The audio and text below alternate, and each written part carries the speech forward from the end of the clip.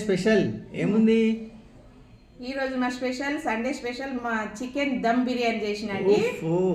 ఎంత టేస్ట్ అయిందంటే అంత టేస్ట్ అయింది. మన ప్యారడైజ్ బిర్యానీ లాగా అయిందండి, సేమ్ అట్లనే అయింది.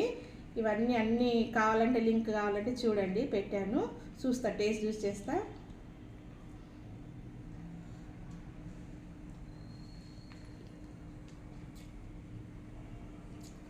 అదిరిపోయింది. సూపరా బా.